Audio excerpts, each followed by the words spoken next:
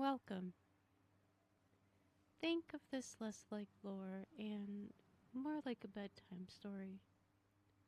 Warp and Weft tells of the universe as something living and woven, like the old strands of fate, crossing and recrossing, shaping what was, what is, and what might be. You can simply listen without trying to grasp every thread. Just settle in, rest, and let the story carry you off to sleep. Now, let's begin. Book Warp and Weft. Strand, Log 1.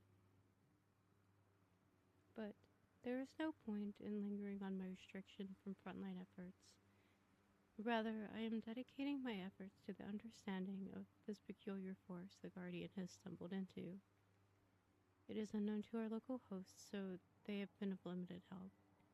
Green energy returns few helpful results in accessible Vanguard databases. There are some limited notes on weapons of sorrow, of course, and hive magics have a distinct yellowish-green hue, but the quality of the visible effect is different, as is naturally the effect. But, all the same, it is not a power of the light. Their ghost was certain about that.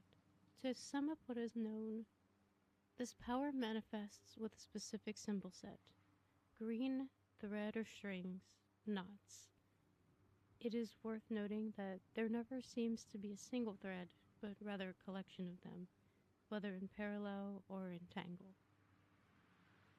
This power carries an impressive capacity for destruction, but causes a sort of rebound or exhaustion, the nature of which is not fully clear. It has not yet appeared lethal to the self, but it is being wielded by a guardian fully empowered. Lethality means little in that context if it does not strike the ghost as well, which this does not. The guardian is the only one who has wielded this power to date. One sample is insufficient to draw full conclusions about the capacity required in a wielder. We certainly know by now that no existing power of light is required to use a power of darkness, only willingness to participate in the required rituals. The Guardian reported a sense of connection, a perception of the greater whole. I include this as relevant, more than likely related to the concept of multiple strings. We do not yet know enough. The enemies here on Neptune have put significant effort into inhibiting known paracausal powers. This new one may be precisely what is needed to gain an upper hand and keep it. But something uncontrolled and unknown, the nature of which is not fully understood, is unwise to wield indiscriminately. I could return to some place the source of this energy has been reported and seek to touch it myself, but I hesitate. I do not know why. Practical study via the Guardian first. Ontological and paracausal study once the current trouble has been dealt with. Carding. Shadow Legion moving through the streets. Boxy formation, a few scouts ahead. 2 heavy hitters, colossi. Even in silhouette against Neomuna's bright lights, the shapes of their cannons are distinctive, weighing down their steps and progress. The Titan steps out to block their way. There is a power here, a place where something new and vibrant runs close to the skin of the world, so close she could just reach out and touch it. So she does. The brilliant city wakes up. Potential and connection string a network of understanding along the streets, and she understands everything. Understands how the scouts will come out of the next intersection down to try to flank her, understands the movement of the Shadow Legion's formation, how one soldier and the next are all connected, a beautiful dance of the inextricably linked. She wraps those links around her fists and charges into the fray. They scatter like pins, like mice with a cat among them. It's perfect. She tears through legionary after legionary, catches a hum along the threads that tells her to move, spins a full 180 degrees and arches back, swipes out, athletic and instinctive. A colossus falls. And then she thinks, how did she know to do that? Now, she is trying too hard to anticipate, feels mourning and motion coming from all sides and reacts, but consciously in the realm where she has to think too hard about every move she makes, puts her half a second behind. Step here and punch there, and the threads are humming, harmony becoming warning, becoming discord as the Titan realizes she doesn't know which way to leap. Fire sneaks toward her, and a heavy shield comes around, and all the threads slip away. She misses a few moments in oblivion. The next thing she knows, her ghost is hunkered close, a vibrant touch of light pulling her up to a whole body, a hale mind. The sense of the potential still thrums there, a heartbeat under the surface, a promise in the net of battle. Desperately, the Titan scrabbles for it again, but Strand's break in her grasp. The Legion is too close, and she wants too much, too fast. It's going to take too long to breathe and find again that perfect harmony she had. To say nothing of reaching for the light. Her nerves are rattled, her mind blank. The Colossus remaining charges up his cannon. Her ghost bumps against her helm, and she takes the only action she can think of. She flees, ghost cupped in her hand, and her favorite sword melted useless on the city street behind them. Strand Log 2. We are calling this power Strand. The threads of the world as it is woven, if the conscious universe could be considered to be a tapestry. Further analysis and data have suggested that the wielder of Strand begins to see, simply put, connections between allies, between enemies. It is a force that is always present, but wells to the surface more strongly in certain locations. Perhaps places many people think about, or where many beings have passed by. Note: analyze these sources in concert with the Cloud Strider. They may be able to provide more locational context. The true power of Strand lies not in the fact of the connection alone, but in the way such a power allows the manipulation of those connections. To make them something physical and then pull on it, or break it, or tie it into a knot, or to unravel it entirely. Strand is not without danger, although that should not be unusual to guardians. Those who take up the banner of Stormcaller, for instance, have their own storied contention with the storm, and the void was unilaterally regarded as dangerous by the vanguard for many years. Strand's danger comes from the very act of taking hold of those threads. Like many powers, the closer one comes to the source, the more likely the source may act on the wielder. This danger is no product of darkness, or rather only insomuch as wildfires are a product of light, a natural consequence. That aspect of darkness which revels in destruction, which encourages the easy entropy for the pursuit of power, it is nowhere to be found here. It may not even be truly part of darkness. I have touched Strand myself now. Carefully. I am too aware of mortality, but I must understand the power further if I am to hope to instruct the Guardian in turn. They acted as lightning rod while I experimented, and the backlash clung to them instead. What a strange feeling to be so aware of one's size in the spectrum of existence. It is the natural instinct to try to steer that, to take any control at all, no matter how much. Whatever can be done to feel as though you're not wholly adrift, lost in something huge and all-encompassing. But precisely at the moment one tries to grasp for control, the weave becomes a devouring snarl. Roving. Neomuna is a wonderful place for a hunter to run, this hunter specifically. Here, the activity of life runs close to the surface, like an invisible river, like a migration of birds, like the moment of breathless motion just before the lightning strikes. Here, Strand twines through his fingers, strong as a rope and just as flexible, and all he has to do is keep running. And why would he ever want to stop? The pounding of feet, the exhilaration of free fall, The snap as he catches hold of the weave of existence itself and swings up again with all the momentum of his dive. In motion as he turns, he catches brass and gold reflecting vibrant city lights, realizes there are Vex in the streets. Are they, too, part of the same flow? They echo in the weave, nevertheless, like flowers on the surface of the rushing river. The hunter bounds from one building to the next, never stopping, and finds effortlessly the place where all those Vex will converge, drops a roiling knot into the mist, and sails on by. How wonderful simply to move and never stop. And then, later, when the exhilaration has run its course and he's agreed to do some little work in the service of science, he perches at the top of Artifact's edge, that towering drop-off on Nessus. There's a safe lift down, but no hunter he knows has ever bothered to take it, rather bounding along in their free-fall, daredevil way. On Neptune, in Neomuna, where that artifact of darkness shores up the existence of the city itself, finding the weave was easy.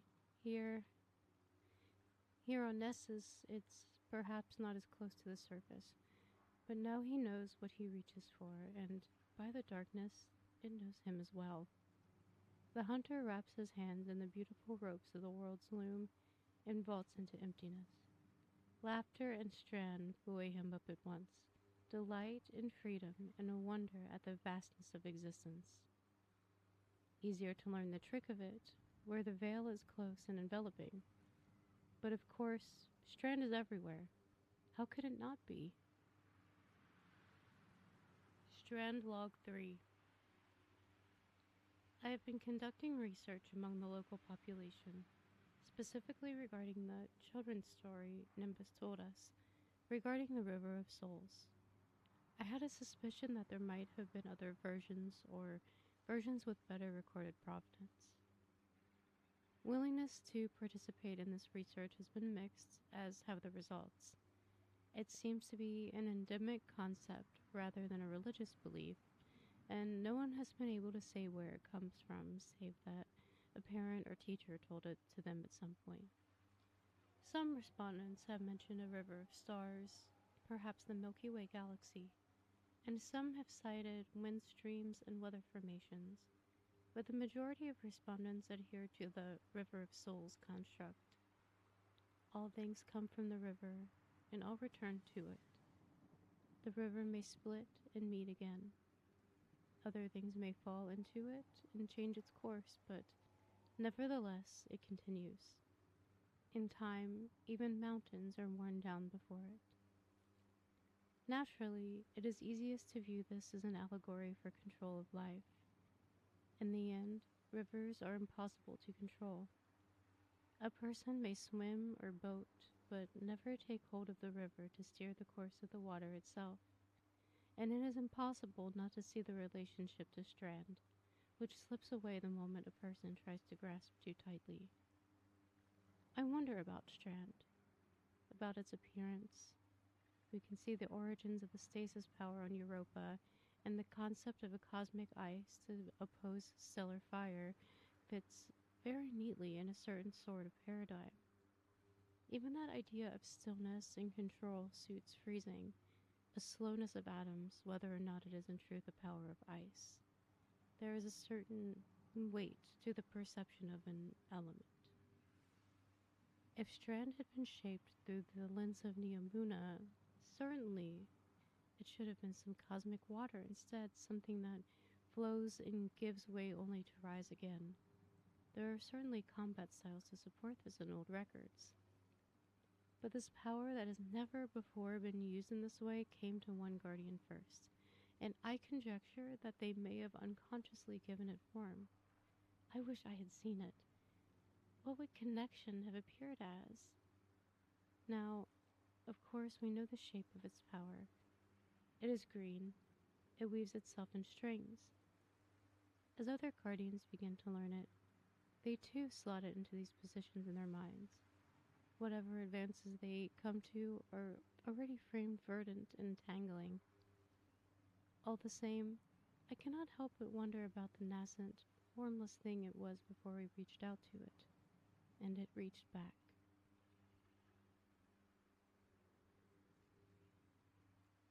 Spinning. The warlock sits with hands in the water and hums to themselves. Several of the local feral puka come and go as time passes, bumping up against fingers or vaulting out of the water to become airborne and curious, splattering drops everywhere. The warlock doesn't mind, really. It's impossible to feel alone when dozens of creatures are hanging on their every move. Perhaps meditation is meant to be solitary, but this is comforting. A year ago, they were running with a fire team, a tight-knit group of 6 that had each other's backs. Till the stars died, a lot of them had thought. It would always be like this. Now, there is one warlock sitting in a flock of puka, in an impossible settlement on a miraculous planet, and they miss that sense of companionship desperately. There is something besides water in their hands.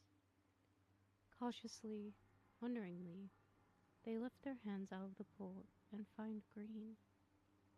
The same verdancy as Strand, the same parallel strings and helical shifts. Only this also seems to be something living. It skitters over their hand, up their arm to their shoulder, leaving the sense of warmth in its wake. The warlock stays very still as the little strand creature brushes against their cheek, and then simply vanishes. A lingering hint of green, and a sense of company, the only concept that it was there in the first place. The puka congregate around shortly after, all chirps and flaps, and the warlock can't help but laugh, even as they shoo some of the creatures away. They're supposed to be meditating. But they didn't really come here to be alone, and it was foolish to think that they ever could be when connected to the web that living creatures spin between them all. The warlock breathes deep and dips their hands into the water again, and the puka and the little green moments of connection swarm about them. All might not be well, but it is better like this, not alone, never truly alone, in this wide world where everything is bound together. Strand Log 4. Despite being aware by now of the correct manner to practice Strand, a loose hand, a letting go of the concept that it can be controlled, some things still elude me. The will to let go at all, for instance. It is pure foolishness, of course, to think that letting go of the need to control this one thing will extend to all areas of my life. A ceding of control in a game of chess does not translate to the same in philosophy. And yet, it is true that people are not discrete, disconnected systems. They are many interlinked systems. One facet adjoins the next. I think of spinning. It has been a long, long time since any raw fiber passed my hands, but there were times in the Dark Age when, if anyone wanted cloth, it must be made from scratch. Fleece is shorn, then carded out to remove the imperfections and align the fibers, and when you have them, what then? A single fiber is short and fragile. It breaks if you tug even lightly. It is useless. But twist many of those short fibers together, and they become useful, weavable, or knittable, or what have you. Thus is strong cloth made, from the most delicate of things. I think of spinning, and I remember the way unspun fiber passes through the fingers to the spindle. One pinches, but not too hard, just enough to direct and narrow. Too much and the fiber does not pass. The spinning does not take. The metaphor is transparent. Obviously, this is about Strand, just as it is about a craft I used to know, long ago. Beginner's errors can only be solved by learning the shape of failure, but most yarns will not unravel the spinner if some mistake is made. And I am afraid, not only of death, of wasting that final sacrifice Segura made to preserve my life. But that if I open my hand, I will find it no longer hurts. That the thorn I have imagined there for so long is already gone. It is all the same thing in the end. I think I must be willing to let go, to let that which is truly temporary sink beneath the water in order to achieve any significant capacity with Strand. Even pain may be guarded jealously, as though it is a treasure, but it need not be. How fascinating what the lens of Strand shows us about darkness. Leaving. Osiris contemplates the universe. Strand curls between his fingers, a gentle presence, shape-shifting but not changing. A helix, a careful knot, like those that used to be artwork, a braid. Always strands, always a structure that creates strength from fragility. He is so aware of the beat of his heart, in ways he never used to be. It shudders in his chest, aching but resolute. He knows where the closest people are, the guardian obvious, with an eyesight and hovering fretfully just in case Osiris slips. Nimbus, further away but tangible, probably surveying the city outside. And there's a puka he can't quite see somewhere behind him, making eddies in the flow of the Strand as if it can dive into and out of that just as well as water or air. It would be so easy to close his hand, to take hold of that which he touches. He does not. He thinks about it, lets his fingers curl softly, holds there as the humming chords of the world's loom shiver around him. Existence flows. It is not a stagnant thing, one snapshot in time. In these connections, there is always motion, and all things are swept away in time, good and bad. No wonder Strand unravels when it is given half a chance to do so. No wonder Strand unravels when it is given half a chance to do so. As far as it is concerned, if it has any sentience at all, everything is simply part of the river, a momentary curve or splash.